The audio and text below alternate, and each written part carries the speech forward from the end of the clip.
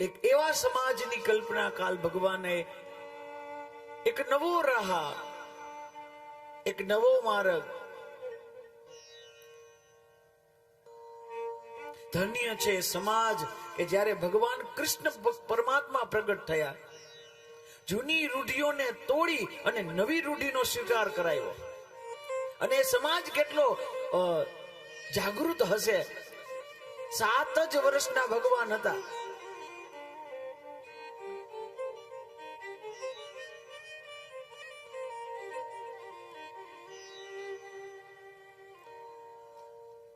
વર્ષોથી ચાલતો ઇન્દ્રનો યજ્ઞ ભગવાને બંધ કરાવ્યો અને નવા પ્રકારનો યજ્ઞ.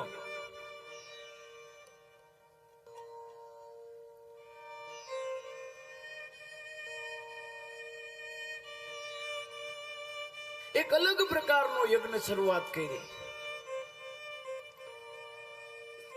આ કથા આજ કરે. કથા એટલે શું કે જૂની ખોટી પડેલી પ્રથા એને બંધ કરે, એનું નામ જ કથા. જે તે સમયમાં બરોબર યોગ્ય હોય, પણ એ સમયની પ્રથા પછી બંધ થવી જોઈએ અને નવા સમયની નવી પ્રથાઓ ચાલુ થવી જોઈએ.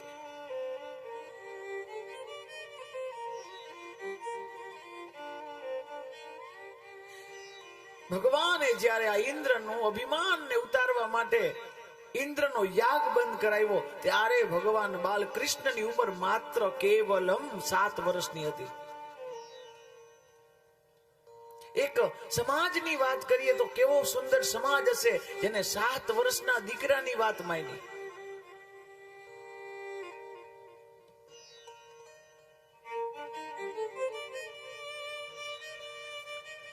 તો ઇન્દ્રને અભિમાન આવ્યું. એકમને દિવસે જે ઇન્દ્રનો યજ્ઞ થતો હતો એ બંધ કરાવ્યો. બીજને દિવસે ઇન્દ્રને ખબર પડી છે કે મારો યજ્ઞ આ કૃષ્ણએ બંધ કરાવ્યો છે, ખબર નથી કે કૃષ્ણ કોણ છે. એટલે તરત જ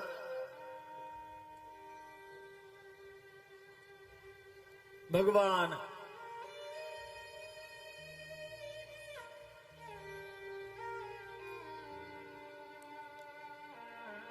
આ ઇન્દ્રએ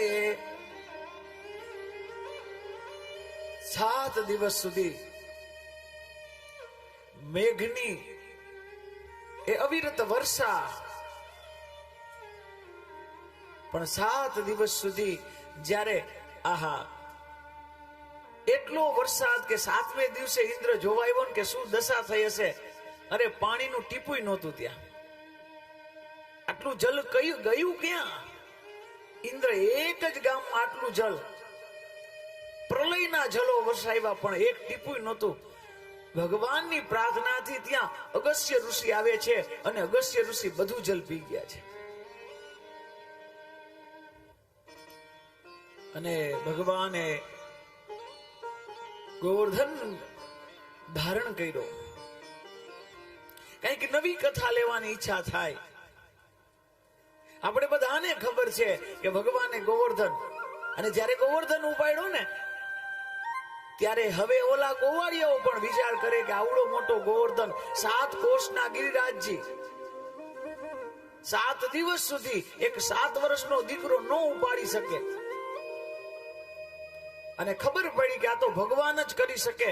ભગવાન ભગવાન કેવા લાગ્યા ને ત્યારે કીધું છે કે ગોવાળિયાઓ કે તું ઈશ્વર છો.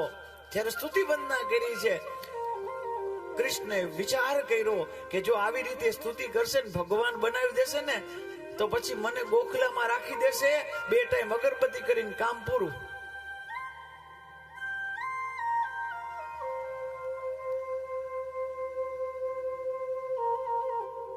તો અહીં ભગવાને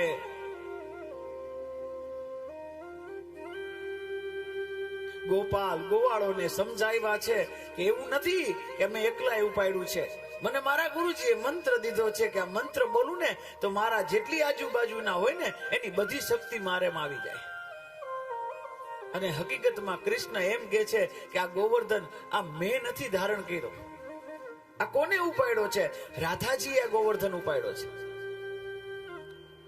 कुछ माखन को बलबड़ियो कुछ गोपन करी सहाय श्री राधे की कृपा से मैंने गोवर्धन लियो उठाए. રાધાજીની કૃપા. આ કેવી રીતે રાધાજીની કૃપા? આપણે શરીરનો પુરુષના બે અંગો હોય ને, એમાં જમણું અંગ પુરુષનું, ડાબું અંગ સ્ત્રી છે, એની પત્નીનું સ્થાન છે. દરેક મંદિરે જાવ ને તો રામ ભગવાન છે ને જમણી બાજુ હોય, સીતાજી ડાબી બાજુ હોય, કૃષ્ણ ભગવાન જમણી બાજુ, રાધાજી ડાબી બાજુ હોય, નારાયણ જમણી બાજુ, લક્ષ્મી ડાબી બાજુ હોય, કારણ કે એનો વાસ ત્યાં છે. એ ડાબા અંગ ઉપર વાસ છે. અને તમને બધાને ખબર છે ભગવાન કૃષ્ણે જમણા હાથેથી ગોવર્ધન નથી ઉપાડ્યો, ડાબા હાથેથી ઉપાડ્યો. વામે યસ્ય સ્થિતા રાધા, ડાબા હાથથી એટલે રાધાજીની કૃપાથી ઉપડ્યો છે.